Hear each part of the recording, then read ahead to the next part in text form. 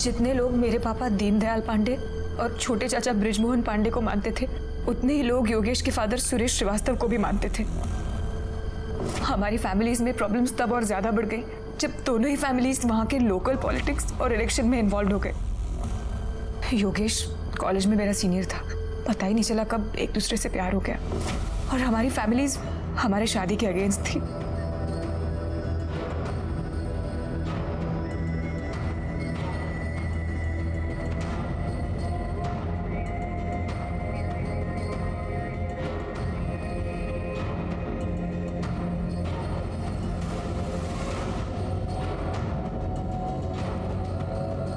बहुत तपस्या की है मैंने अपने बेटे के लिए, उसका फल उसने मुझे ये दिया है।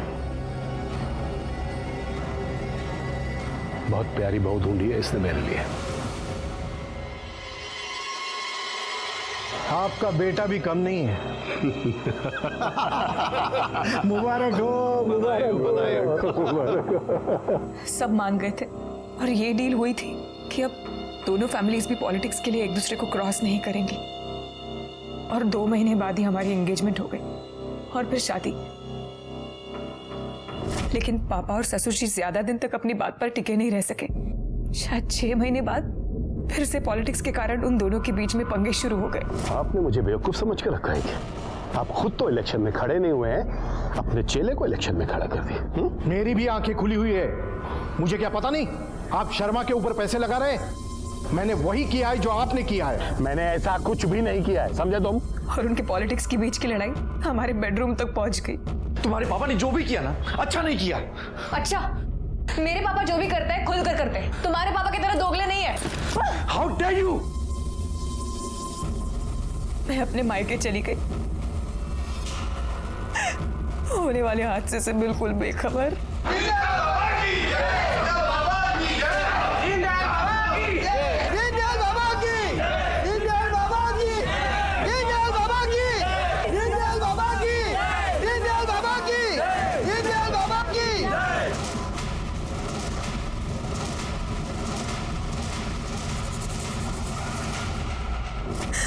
मैं जानती थी मेरे ससुर ने मेरे पापा को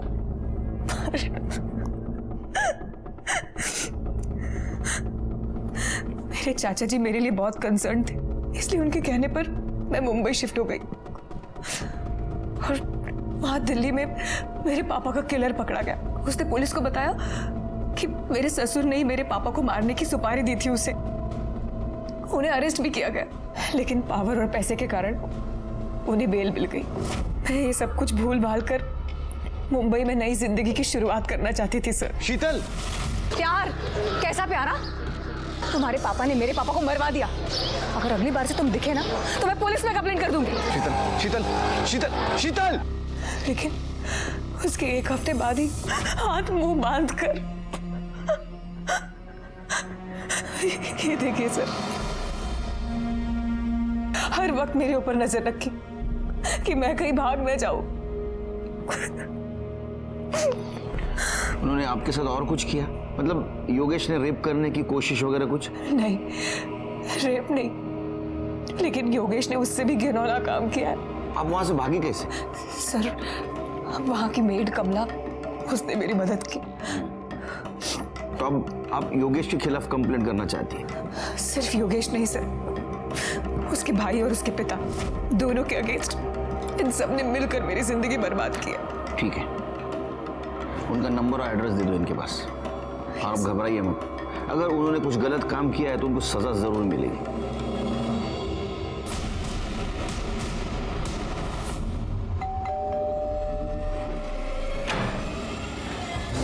जी सर। शीतल, आपकी वाइफ, उसके बारे में पूछताछ करनी है आपसे।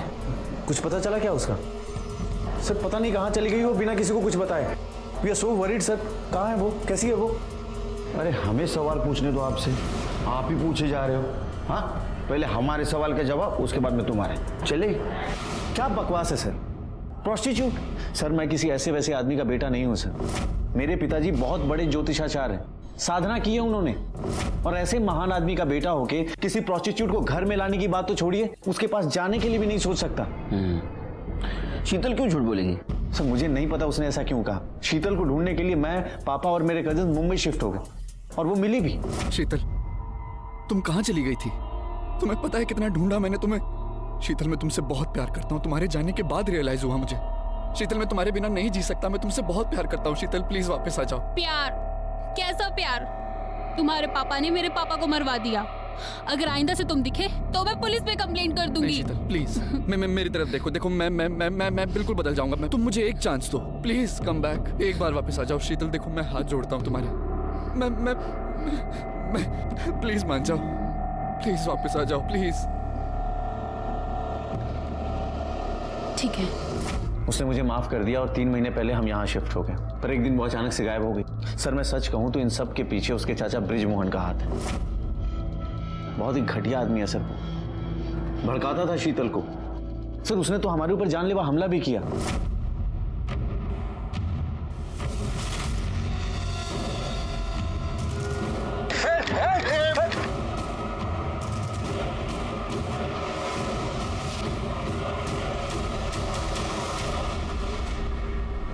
और तब से हम यहाँ मुंबई में रह रहे हैं सर। सिर्फ कोर्ट की पेशी के लिए दिल्ली जाते हैं। तुम और शीतल दोनों भी शादी से खुश नहीं थे, तो फिर शीतल के पीछे जाने का क्या मतलब? सर शीतल इस घर के लिए लक्ष्मी थी। शीतल से शादी करने के बाद नोटों की बारिश हो रही है सर। लेकिन उसके जाते ही हर चीज ऐसा लगा जैसे हाथ से रेत की तरफ फिसलता चला गया। पापा ने कहा कि शीतल के दम पे तू आगे बढ़ेगा।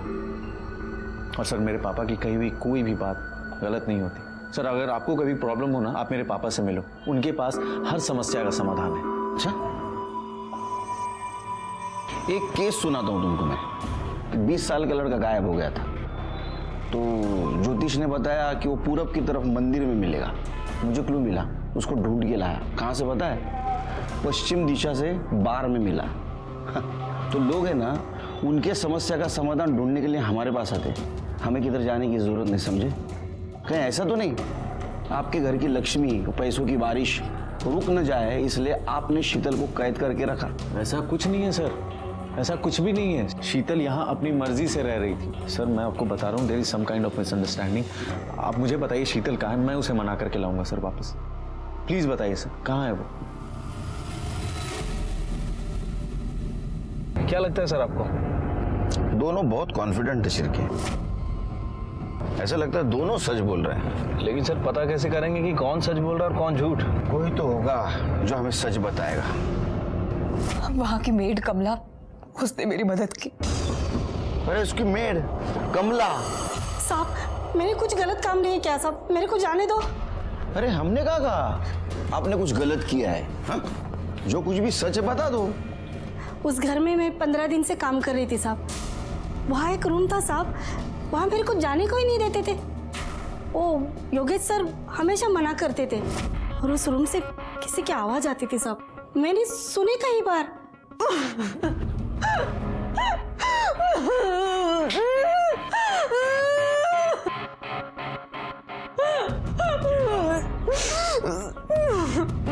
मेरे को बहुत अजीब लगता था साहब, मुझसे रहा नहीं गया साहब। और फिर एक दिन योगेश साहब घर पर नहीं थे, उस दिन मैं अंदर गई। अरे तू कब से झाड़ू लगा रही कमला? जाके पहले बर्तन मांज। हाँ हाँ हाँ सर, करते।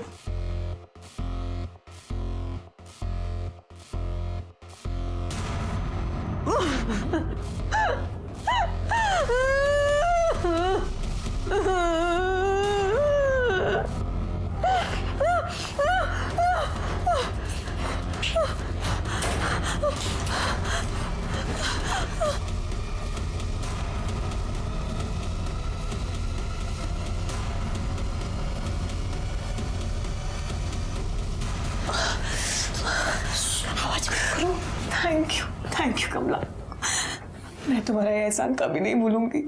फिर अपना काम करके वहां से निकल गई साहब मैं। अगले दिन योगेश साहब मेरे पर बहुत गुस्सा किए, बहुत चिल्लम चिल्ली की मेरे पर, लेकिन मैंने ऐसा जताया कि कुछ हुआ ही नहीं है, मुझे कुछ पता ही नहीं है साहब। बस यही हुआ था साहब उस दिन। ठीक है, जाओ। इस कमला की माँ ने तो शीतल सच बोल रही थी, योगेश क्यों झूठ बोलेगा? सर शीतल के बयान के मुताबिक उसे शक था कि उसके पिता की हत्या में उसके हस्बैंड यानी कि योगेश के फादर सुरेश का हाथ है। कहीं ऐसा तो नहीं कि शीतल कमला के साथ मिलकर योगेश और सुरेश इन दोनों को फंसाने की कोशिश कर रही हो? मुझे भी यही डाउट आ रहा है कि शीतल अपने पिता के मौत का बदला ले रही है। एक काम करो, इस कमला की नब्ज चेक करो, सबके हार्ट रेट पता चल जाएंगे। सर, हमारा शक सही निकला। शीतल ने योगेश के घर से निकलने के 3 दिन बाद कमला के अकाउंट में तकरीबन 50,000 रुपए जमा किए थे। अच्छा? हाँ सर, और एक और इम्पोर्टेंट बात, खबरी ने बताया कि कमला ने किसी तरह का लोन ले रखा था। वो लोन की रकम उसने इन्हीं पैसों से चुकाई है। बुलाओ शीतल और कमला को, अब देखते हैं नई क्या कहानी सुनाते हैं। ठीक है सर। अरे मेरी चाय। अरे ये ठंडी हो गई सर, दूसरी भेजता हूँ। अरे शिरके, इसको कोई और पगार दे रहा है शायद। तो हमें झूठी कहानी सुनाने के लिए शीतल जी ने तुमको 50,000 रुपए दिए थे और इसलिए तुमने योगेश पे शक डाला। साहेब, मैंने शीतल मैडम से पैसे लिए हैं उस सावकार को देने के लिए। मैं खोटं नाही बोलत आहे साहेब। नाही, तुम्ही खोटं बोललाच नाही, तुम्हाला खोटं बोलवलं गेलं। करेक्ट? सर आप गलत समझ रहे हैं। सर वहां से निकलने के लिए कमला ने ही मेरी मदद की थी। एटलीस्ट मैं इसके लिए इतना तो कर सकती थी ना। मैंने चाचा जी से पैसे लिए और इसे दे दिया, और इसमें छुपाने जैसा कुछ भी नहीं था। मैंने इसे बैंक से ट्रांसफर किए थे। लेकिन आपके पति का तो कुछ और कहना है। उनका कहना ऐसा है कि आप आपके मर्जी से वहां रह रही थी उनके साथ, और वो भी यही चाहते थे कि तुम्हारी मैरिड लाइफ पहले जैसी हो, स्मूथ। उसके तो खून में ही झूठ और मक्कारी है। सच तो यह है सर कि उसने मुझे किडनैप किया, मुझे तकलीफ दी, मुझे टॉर्चर किया। साहब, मैं बिल्कुल सच बोल रही हूँ साहब। मेरे को ना इस लफड़े में ही नहीं पड़ने का है। मेरे को जाने दो ना साहब।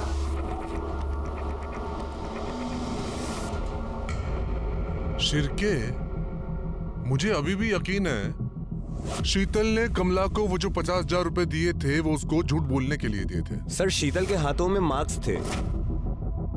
ऐसा देखकर लगता है कि उसे रस्सियों से बांध कर रखा गया था। हो सकता है उसने खुद को बांधा हो ताकि अपनी स्टोरी प्रूव कर सके, लेकिन उसका मोटिव मेरी समझ में नहीं आ रहा है शिरके। सर अगर ऐसी बात है तो फिर मोटिव ही क्लियर है, अपने पिता की मौत का बदला लेना। हाँ वो भी है, लेकिन इतने महीने बाद क्यों? अगर बदला लेना होता तो पहले लेती। सर, ये जो औरत है ना शीतल, मला उठे ना इलामी को तेतरी पहले तो मैंने जूना रिकॉर्ड चेक किया तो उसमें ऐसा पता चला। 1 हफ्ते से इतने दिन क्या कर रहे थे? इसके पेरेंट्स कहाँ हैं? कहीं तुमने तो कुछ किया नहीं ना? अरे नहीं सर, कैसी बात कर रहे हैं? हम दोनों तो 1 महीने से डेट कर रहे हैं और शादी भी करना चाहते हैं। दिशा दिल्ली से है तो हम उसकी फैमिली से मिलने दिल्ली भी जाने वाले थे, पर लास्ट वीक दिशा अचानक से गायब हो गई। उसका फ़ोन भी अनरीचेबल आ रहा है। सर मैं पॉलिटिकली एक्टिव हूँ तो मैंने अपने सोर्सेज के थ्रू पता करने की कोशिश भी की, पर पता चला कि वो दिल्ली में भी नहीं है और डायरेक्ट उसकी फैमिली से बात नहीं कर सकता। कहीं उल्टा मैं ही प्रॉब्लम में ना फंस जाऊँ। तो शिरके, मैं तो भूल ही गया। ये शीतल तो बहुत बड़ी खिलाड़ी निकली। पति के होते हुए भी अपना नाम बदल कर किसी दूसरे को शादी का झांसा दे रही थी। पर्दा तो उठाना पड़ेगा।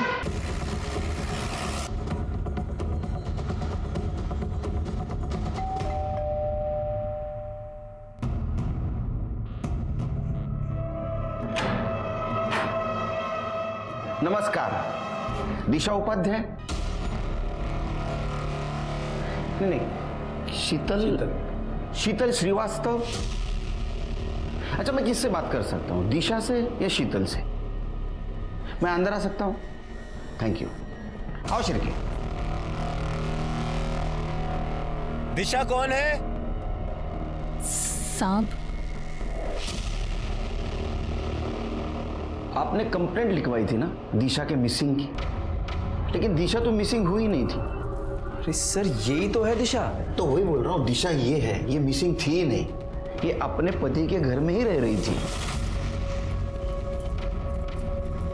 शीतल श्रीवास्तव नाम से। कुछ भी बोले जा रहे हैं आप बोलेंगे क्या सच है? दिशा, ये अगर तुमने एक बार भी बोल दिया होता ना कि ये सब झूठ है तो मैं तुम्हारे इस झूठ को भी सच मान लेता। मंदार, अब तो बताइए सच क्या है? सर मैंने मंदार से झूठ बोला, लेकिन मैं शीतल से दिशा किसी को धोखा देने के लिए नहीं बनी थी। वो मेरे अंकल ने कहा था मुझसे कि तुम नाम बदल दो ताकि योगेश मुझे ढूंढ ना सके। मैं मंदार से बहुत प्यार करती हूँ। सब कुछ खत्म हो गया, सब कुछ। Thanks to you. शीतल और योगेश का यह उलझा हुआ केस खत्म हो चुका था, क्योंकि ना तो शीतल योगेश के खिलाफ कुछ सबूत दे पा रही थी, ना तो हमारे इन्वेस्टिगेशन में कुछ मिल रहा था। और वैसे भी शीतल का कैरेक्टर थोड़ा सा डाउटफुल ही था, इसलिए हमें लगा कि अब ये केस खत्म हो चुका है। लेकिन इस केस का अंत इतना भयानक होगा ये हमने भी नहीं सोचा था। फिर के फायर यहां से हुआ, 1 2 तीसरा फायर इधर, यहां लग के राहुल को लगे। सर यहाँ कुछ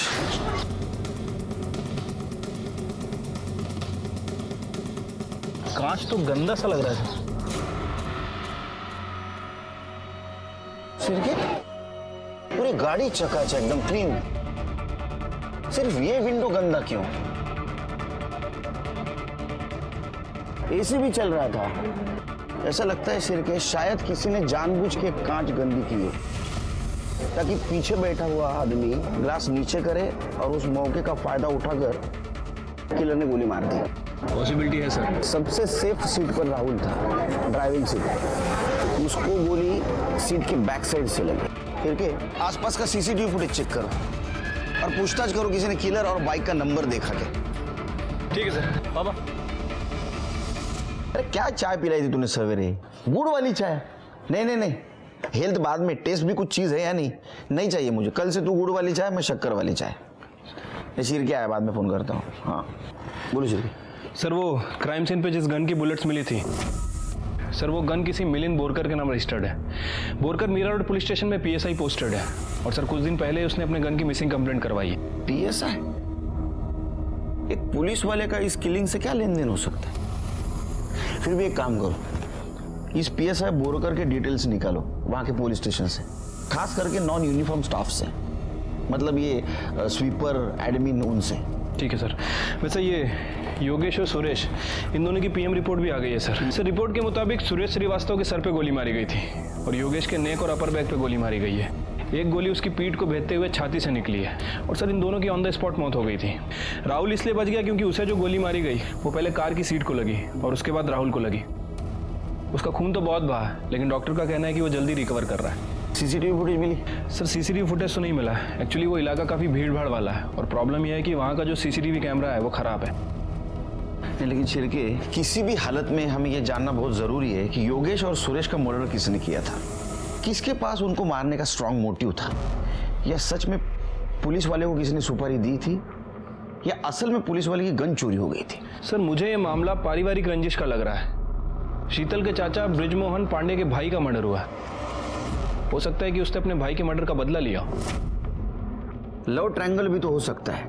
ये मंदार कुलकर्णी भी तो मार सकता है योगेश को। याद है उस दिन जब उसको पता चला कि शीतल शादीशुदा है, कितने गुस्से से गया था।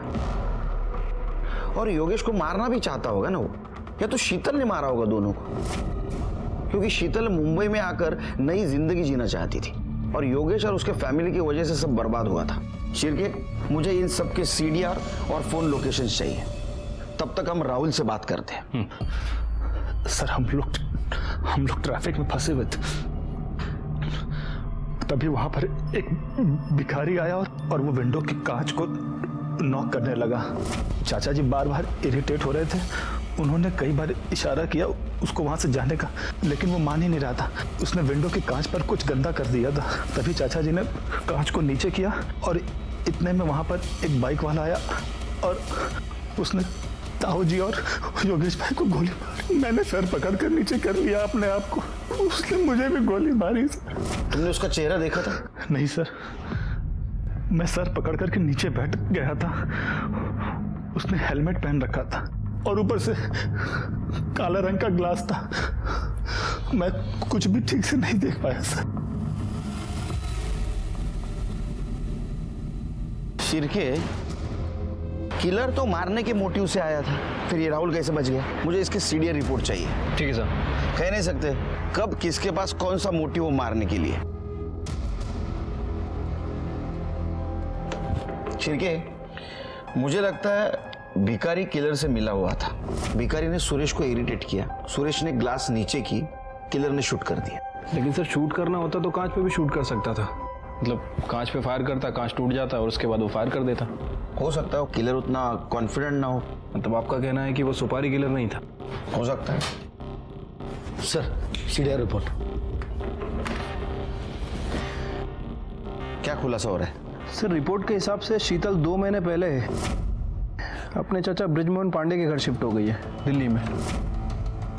और मंदार के कॉल रिकॉर्ड के हिसाब से मंदार ने 3:33 पे शीतल को कॉल किया था।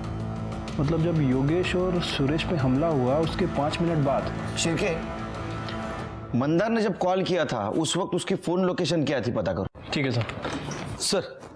सर मेरा रोड पुलिस स्टेशन से आपको मिलने एक किलर का है। कौन है? कोई अखिल यादव है। भेज दो। सर मेरा नाम अखिल यादव है सर। सर मैं मीरा रोड पुलिस थाने में क्लर्क हूँ सर। सर देखो मेरे को किसी लफड़े में नहीं पड़ना है सर, लेकिन आप लोगों के आदमी वहाँ पे पूछताछ कर रहे थे तो मेरे को लगा मैं आपको बता दूँ। अब बिल्कुल टेंशन मतलब बिंदास बोलो। सर वो अपने PSI बोरकर सर है ना सर, उनकी गन चोरी हुई थी। नहीं, वो तो हमें भी पता है। लेकिन सर वो गन दोबारा मिली बट दूसरे PSI के ड्रॉर में। सर मैं क्या बोल रहा हूँ सर, वो आदमी ठीक नहीं है सर। अभी वो इधर उधर से पैसा वैसा भी लेते हैं और एक आध बार सस्पेंड भी हुए सर। मुझे लगा सर मैं आपको बता दूं, लेकिन सर अगर उनको पता चला तो मेरे को बहुत प्रॉब्लम हो जाएगी सर। नहीं, आप डरो मत, बिंदास रहो। थैंक यू सर, चलता हूँ सर। Thank you. पता चला शिर्के, मैं क्यों कह रहा था नॉन यूनिफॉर्म स्टाफ से पूछताछ करो। ये यूनिफॉर्म वाला स्टाफ है ना, एक दूसरे को सपोर्ट करता है।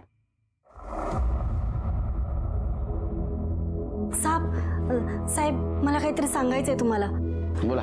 इन लोगों का खून होने से पहले ना, 1 हफ्ते पहले की बात है, कोई घर पर आया था साहब। साइड। अरे अरे बाइक अंदर ले, दरवाजा बंद कर। अरे कौन है भाई? अरे घर में कैसे घुस गए? अरे बाहर निकलो आप लोग। अरे ये क्या कर रहे? अरे क्या बदतमीजी है ये? हाय, मेरा नाम मंदार कुलकर्णी। शीतल और मैं शादी कर रहे हैं। ये रहे तेरे डिवोर्स के पेपर्स। शीतल साइन कर चुकी है, तू भी चुपचाप कर दे, वरना क्या पागल है क्या मैं? पागल कौन है बताओ अभी तेरे को। जाओ तुम।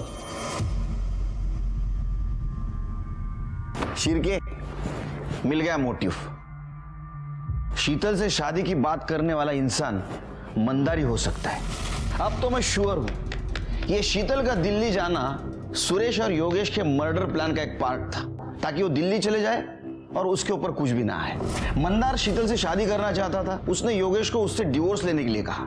शायद योगेश नहीं माना, इसलिए शीतल और मंदार ने मिलकर सुरेश, योगेश और राहुल पर अटैक करवाया। उसको अपने बाप के मौत का बदला भी तो लेना था। शिर्के, बहुत चालाक है ये औरत। उसने इस काम में मंदार का यूज किया। सर मंदार की कॉल लोकेशन आ गई। शिर्के, इसके अकॉर्डिंग मंदार भी उसी टाइमलाइन पर ट्रैवल कर रहा था जिस पर ये तीनों योगेश, सुरेश और राहुल ट्रैवल कर रहे थे। मतलब पहले वो घर से निकला, योगेश के घर तक गया और बाद में उसने इन तीनों का पीछा किया। उठा के लाओ उसको। सर मैंने पता किया, वो मिसिंग है। मिसिंग है? खोद के ढूंढ के लाओ, रिजल्ट चाहिए मेरे को। जाओ। सर तब तक हम शीतल और ब्रिजमोहन को मिलते हैं दिल्ली जाके। बैठिए इंस्पेक्टर साहब। बैठिए। बताइए कैसे तशरीफ लाना हुआ? वैसे आपको आपकी जानकारी के लिए बता दूं, इस मामले में यहाँ की लोकल पुलिस कई बार हमसे पूछताछ कर चुकी है और हर बार मैंने यही का मर्डर होगा तो खून तो खौलेगा। मेरा भी खौला था, सुपारी दी थी मैंने मारने की, मगर मेरे भगवान ने मुझे ये पाप करने से बचा लिया। वो शूटर, उसकी बंदूक ऐन मौके पे जाम हो गई थी।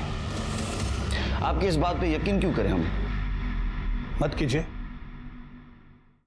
आप सबूत ढूंढिए इंस्पेक्टर साहब मेरे खिलाफ और उठाकर जेल में बंद कर दीजिए।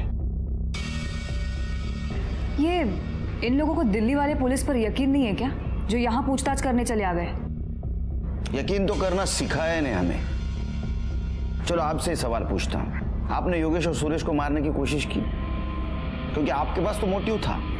हाँ, मोटिव था, पर मेरा भी जवाब वही है। आपके पास सबूत है क्या? देखिए, लॉ मैंने भी पढ़ी है। आपके पास मेरे और चाचा जी के खिलाफ एक भी सबूत नहीं है। सबूत नहीं भी है और है भी। चलो एक बात बताइए, मर्डर होने के 5 मिनट बाद मंदार ने आपको क्यों कॉल किया था? वो भी उसी जगह से जहां मर्डर हुआ था। मंदार ने मर्डर किया या किसी शूटर से करवाया, या शूटर आपने भेजा? देखिए, मैंने ऐसा कुछ नहीं किया और ना ही मंदार ने। हाँ, उसने मुझे फोन किया था, लेकिन उस वक्त वो वहां था, ये मुझे नहीं पता है। देखिए इंस्पेक्टर साहब, बात को समझने की कोशिश कीजिए। इस सबसे ना तो मेरा ना इसका कोई लेना देना नहीं है। वो तो हम पता कर लेंगे। अब इतना सब कुछ पता किया है, आप दिल्ली छोड़ के नहीं जा सकते बाहर। चलो शिरकी।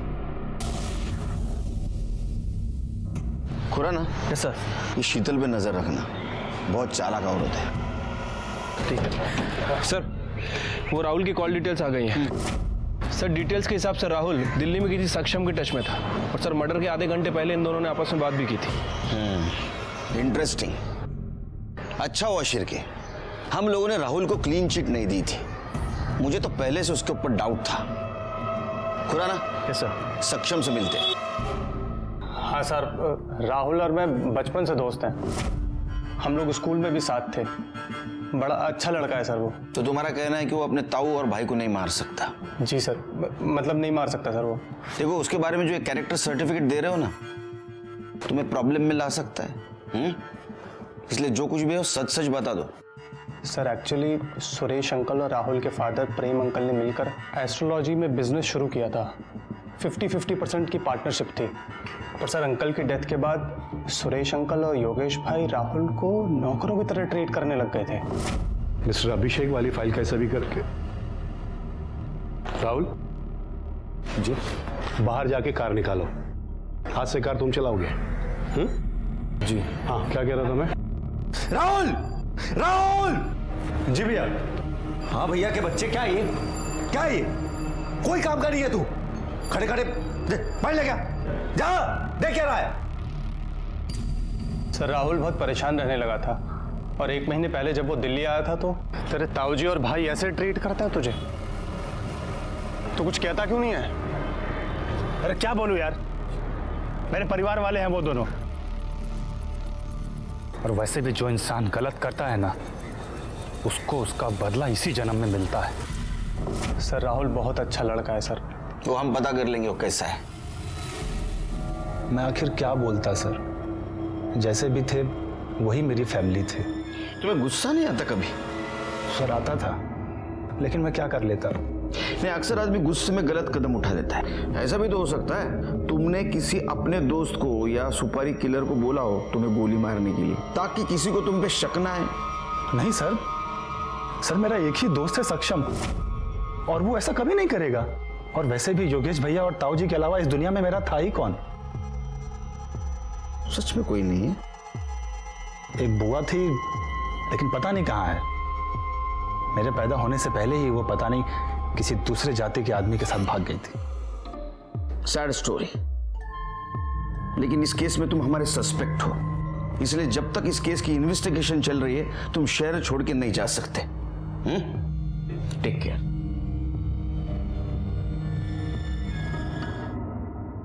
शिरके सर, इसके ऊपर नजर रखो। हाँ ठीक है। ओके ओके सर, वो पीएसआई बोरकर आ गया, इंतजार कर रहा है पुलिस स्टेशन में। सर मेरा यकीन मानिए, मुझे नहीं पता मेरी गन कैसे गायब हो गई और कुछ दिन बाद दूसरे पीएसआई प्रकाश माने के ड्रॉवर में कैसे मिली। सर तुम्हारे ऊपर केस चल रही है, हाँ इंक्वायरी चल रही है, तुम्हारे ऊपर यकीन कैसे करूं मैं? इंक्वायरी चल रही है सर, अब तक कुछ साबित नहीं हुआ। प्लीज सर, मैंने कुछ नहीं किया। तुम्हारी गन कैसे गायब हो गई? पता नहीं सर, मैंने गन ड्रॉवर में रखी थी और मैं टॉयलेट गया, जब वापस आया तो गन वहां पे नहीं थी और कुछ दिन बाद दूसरे पीएसआई प्रकाश माने उनके ड्रॉवर में मिली। सर हमारे सीनियर्स प्रकाश माने से पूछताछ कर रहे हैं, लेकिन उसे भी कुछ नहीं पता। आप चाहे तो प्रकाश माने की इंक्वायरी कर सकते हो। नहीं, वो हम देखेंगे क्या करना है क्या नहीं। तुम्हारी गन गायब हो गई, दूसरे दिन कहाँ थे तुम? सर, गन गायब होने की वजह से मुझे सस्पेंड कर दिया था। मेरा मूड बहुत खराब था, इसलिए मैं घर पे ही था। अरे शिरके, ये पीएसआई बोरकर है ना, ये बिल्डरों को फोन करता था पैसों के लिए। छोटे मोटे बहुत कांड किए इसने, लेकिन अभी क्या पैसों के लिए इसने सुपारी किलिंग भी शुरू कर दी है क्या? लेकिन सर, कोई पुलिस वाला सुपारी के लिए अपनी गन क्यों यूज करेगा? प्लान तो किया था उसने। देखो, गन चोरी हो गई, कंप्लेंट की, सस्पेंड हुआ, मोबाइल घर पे रखा, बाद में गन ली और ये कांड किया। सर, अभी मंदार का फोन दहशत में आना हुआ है।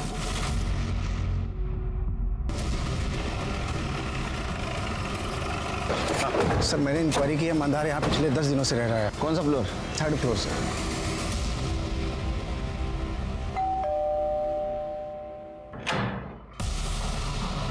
क्या है साहब? दूध वाला वॉचमैन ने बोला था दूध चाहिए था आपको।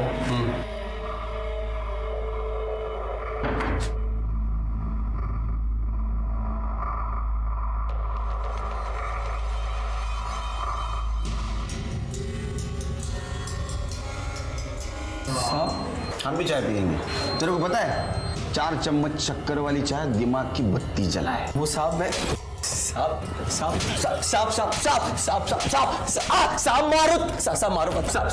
साहब क्यों मारे? वही था। मैंने कुछ नहीं किया साहब। तू झूठ बोल रहा है। जब सुरेश और योगेश का मर्डर हुआ उस स्पॉट पे था तू? हाँ साहब, मैं वहाँ था, लेकिन मैं सच कह रहा हूँ साहब, मैंने कुछ नहीं किया साहब। वहाँ क्या करने गया था? साहब, मैं योगेश के घर गया था उससे डिवोर्स के पेपर्स पे साइन लेने।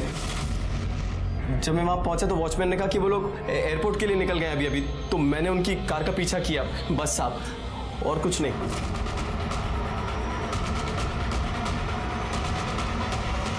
तो मैं अपनी कार से उतरकर उनकी कार की तरफ गया।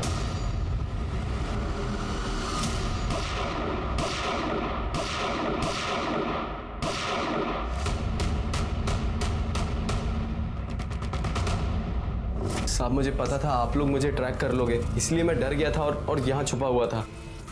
तो फिर तूने शीतल को क्यों फोन किया था? साहब, मुझे उस समय वही सही लगा, इसलिए मैंने फोन किया था। झूठ बोल रहा है तो। तूने फोन इसलिए किया था ताकि उसको बता सके कि तूने सुरेश और योगेश को मार दिया, और ये सब तूने वो पीएसआई मिलिंद बोरकर उसी से करवाया था। मिलिंद बोरकर? साहब, मैं किसी मिलिंद बोरकर को नहीं जानता हूँ। नहीं जानता? मैं सच कह रहा हूँ साहब। तू पुलिस स्टेशन में चल, सब याद आएगा। मंदार को हमने अरेस्ट कर लिया था, लेकिन उसके खिलाफ हमारे पास कोई ठोस सबूत नहीं था। जो भी था वो सर्कमस्टेंशियल ही था, और मंदार और पीएसआई बोरकर के बीच में भी कोई संबंध नहीं दिख रहा था। मंदार का कहना यह था कि किलर और भिखारी मिले हुए थे, क्योंकि वो भिखारी उसके साथ बाइक पे आया था। इसलिए हमने सारे भिखारियों की पूछताछ की, लेकिन हमें कुछ नहीं मिला। झूठ और सच के बहुत सारे परते खुलने अभी भी बाकी थे। राहुल के बारे में भी पता किया तो राहुल का किसी सस्पिशियस आदमी के साथ कोई कांटेक्ट नहीं था। अब बची शीतल और उसके चाचा ब्रिजमोहन, इन दोनों पे हमें पहले से ही शक था। और ये शक बढ़ा तब जब हमें यह पता चला कि मर्डर के 10 दिन पहले ब्रिजमोहन ने मुंबई में कांटेक्ट किया था। जी, सरोज यादव है वो, सुरेश जी की बहन। आपने क्यों फोन किया था उसको? फोन हमने नहीं किया था, फोन उन्होंने किया था। बाद में हमने फोन किया। उन्होंने क्यों फोन किया था आपको? तारीफ कर रही थी कि हमने उन दोनों पर हमला करवाया। हालांकि थोड़ा अफसोस भी था उन्हें, दुखी थी क्योंकि वो दोनों बच गए थे। अगर वो फिर से चाहती थी कि हम सुपारी दें और उन्हें खत्म करवा दें, और अगर हम ये काम नहीं कर सकते तो वो खुद कुछ करना चाहेंगी, ऐसा बताया था। आपने क्या कहा? हमने कहा कि हमें हमारी गलती का एहसास हो चुका है, अब हम उन दोनों को नहीं मारेंगे। आप चाहे तो सरोज जी से पूछ सकते हैं। चाचा जी, आप उनसे पूछने के लिए क्यों कह रहे हैं? पहले ही इतना सहा है उन्होंने। एक मिनट, आपको हमदर्दी है उनसे? वैसे कोई बात नहीं है, वो भी बस मेरी तरह एक औरत ही है। मेरा उनसे कोई लेना देना नहीं है, आपको जो करना है कीजिए। Thank you. शिरके सर, ये सरोज कहाँ रहती है? देखो।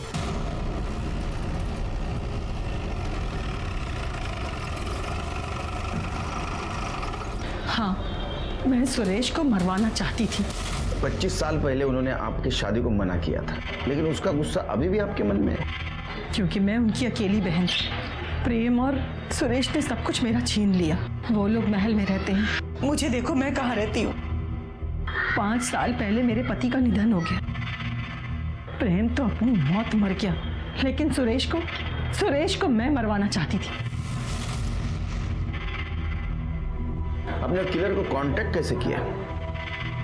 मेरे पास इतने पैसे कहाँ कि मैं किसी को सुपारी दे सकूं।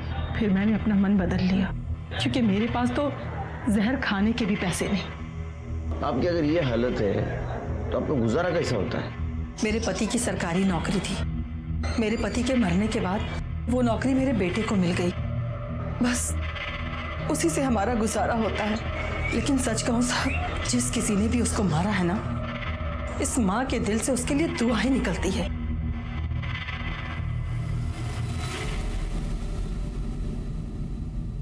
शिरके, हमें तो पता ही नहीं था तुम सरोज के बेटे हो। तुम्हारे बाबा मरने के बाद तुम्हें सरकारी नौकरी मिली थी। तुमने क्या किया? तुमने अपनी मां सरोज यादव का बदला लेने के लिए गन चुराई और सुरेश और योगेश को मार दिया। बराबर है ना? जी, यही हुआ था, लेकिन वो इसी के लायक थे। लेकिन मैंने अपनी मां की इच्छा पूरी की। जब मुझे पता चला कि पीएसआई बोरकर पे ऑलरेडी बहुत सारे चार्जेस थे, तो मैंने उसकी गन चुरा ली ताकि सारा शक उस पे जाए।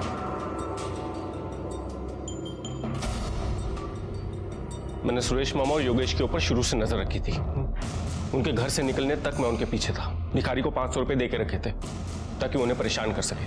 मुझे मालूम था कि उस एरिया में बहुत ट्रैफिक रहता है, उनकी गाड़ी वहां पे रुकेगी।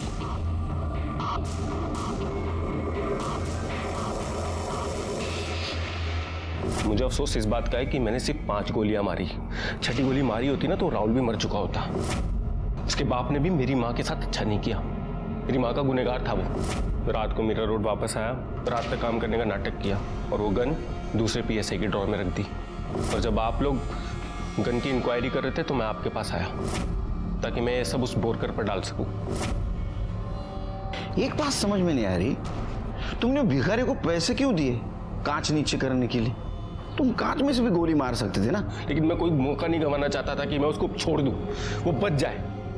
मैं चाहता था कि मैं उसको तब मारूं जब मैं उसकी आंखों में वो डर देखूं। ये सोचा है अब तुम्हारी माँ कैसे जिंदा रहेगी तुम्हारे बिना?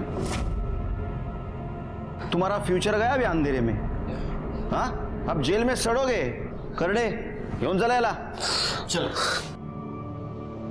अखिल को हमने अरेस्ट कर लिया। भले ही वो अपने सारे इल्जाम सर पे ले रहा हो, लेकिन उसके सीने में जो ये बदले की आग जल रही थी, इसकी वजह उसकी माँ सरोज थी। क्या सरोज को ये करते वक्त दस्तक नहीं मिली थी कि वो अपने ही बेटे की जिंदगी बर्बाद कर रही थी? बाद में कुछ सिग्नल्स पर हमें अखिल और उसकी बाइक का सीसीटीवी फुटेज मिला, जिसमें साफ दिखाई दे रहा था कि वो एक भिखारी को बाइक पे बिठा के ले जा रहा था और सुरेश की कार का पीछा कर रहा था। इस केस में हमारे सामने बहुत सारे सस्पेक्ट्स थे और सबका मोटिव एक ही था, बस बदला।